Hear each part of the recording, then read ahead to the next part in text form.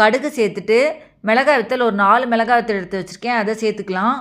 சேர்த்துட்டு வெங்காயம் வந்து நான் 1 வெங்காயம் கட் பண்ணி எடுத்து வச்சுருக்கேன், அதை சேர்த்துக்கோங்க. சேர்த்துட்டு தக்காளி எடுத்து வச்சுருக்கேன், பேலன்ஸ் தக்காளி இருக்குது இல்லையா, நம்ம அந்த தக்காளி சேர்த்துடலாம். சேர்த்துட்டு கொஞ்சமாக பெருங்காயம் இதில் சேர்த்துருங்க. ஃபஸ்ட்டே பெருங்காயம் சேர்த்ததுனால இதில் கொஞ்சமாக பெருங்காயம் சேர்த்தா போதும். சேர்த்துட்டு இதை நல்லா கிளறி விட்டுருங்க. அடுப்பை நல்லா மீடியம் சைஸ்லேயே வச்சுருங்க. என் சேனல் இப்போ தான் ஃபஸ்ட் டைம் கீழே சப்ஸ்கிரைப் பட்டன் இருக்கும், அதை ப்ரெஸ் பண்ணிட்டு பக்கத்தில் இருக்கிற பெல் பட்டன் ப்ரெஸ் பண்ணிங்கன்னா நான் போடுற வீடியோ நோட்டிஃபிகேஷன்ஸாக வரும்.